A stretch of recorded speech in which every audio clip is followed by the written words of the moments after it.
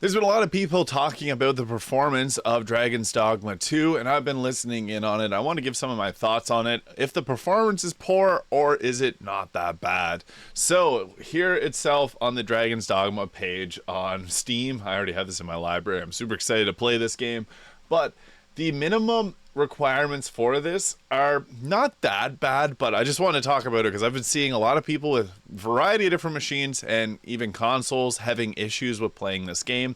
Now, it seems like it is more so of a CPU thing where the CPU is getting bottlenecked by the amount of NPCs due to the NPCs having very intensive programming, which is something kind of new to gaming. And with this, they say the minimum requirements are an Intel Core i5 10600, which is, you know, pretty decent. And it says you only need a GeForce GTX 1070 to run this.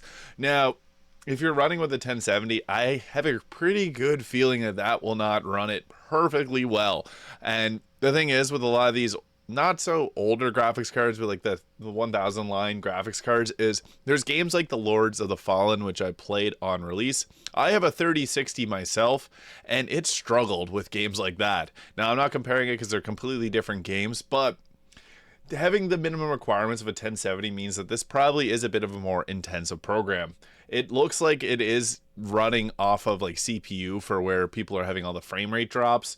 So it says estimated performance 1080p 30 frames per second, frame rate drop in graphic intensive scenes, RTX 2080 Ti or more for ray tracing. And then the recommended has, it says with a 2080 RTX, you should get it at 4K 30 frames per second, which I don't know. I will be playing this in 1440p. That's just what I prefer to play pretty much all games in. I have a 1440p monitor with a high refresh rate. I'd rather performance over pretty looks and things like that. I like a nice 60 frames per second, but this does not look like it will run at 60 frames per second, which is kind of concerning because this is a game that will look amazing with all the fast moving parts that when you're attacking large enemies. Even this here looks a little bit slow, which is definitely concerning.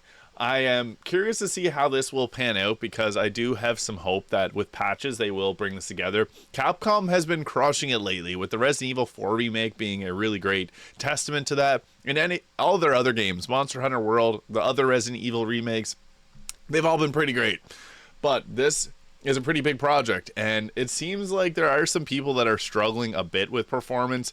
I did read some reviews where people were getting around 30 frames per second at 1080p with a 1070 graphics card, and with a 4090, not really.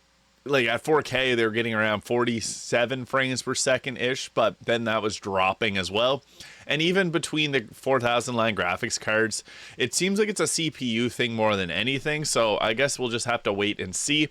I'm hoping that we'll get 30 or 60 frames per second, but it's tough to say. We might have to put the settings down to medium or lower, and that's where the game starts to look a little bit choppy. Now, there are some videos out there showing off the gameplay at that resolution, but I don't know. It does look a little rough, especially I've seen some videos on the Xbox Series S and Series X. When the graphics load has been dropped a bit, it does not look too amazing, but again, we'll have to wait and see. I will be playing this on PC, so I'm curious to see how my 3060 holds up with the ray tracing. I also saw that the consoles don't have the option to turn off ray tracing, so that can be kind of concerning, but I'm very hopeful that these requirements will be, you know, I feel like mine will be hopefully enough at 3060 playing at 1440p. I am okay with turning it down from high graphics or ultra graphics to medium if that means that I'll get higher frame rate.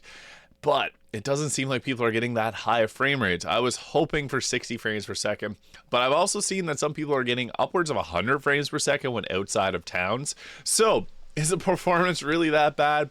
I guess we'll just have to wait and see whenever people have their reviews come out. I mean, there's a lot of reviews coming out today, but overall, it seems like performance is the big thing people are talking about. And that's a big thing in general that people are talking about with games like Hogwarts Legacy last year, Lords of the Fallen being a big one that I played a lot of that had issues. I'm just hoping that it does release with a stable enough frame rate that I can enjoy the game, but I think it'll be fine. Personally, myself, I'm hoping for at least 45 frames per second to 60. Somewhere in that range would make me happy. If I have to drop the graphical settings, that's okay. But I'm curious what your thoughts are on this, so please leave a comment below what you think the graphical load of this game will be. And thank you so much for watching. I'll see you in the next video.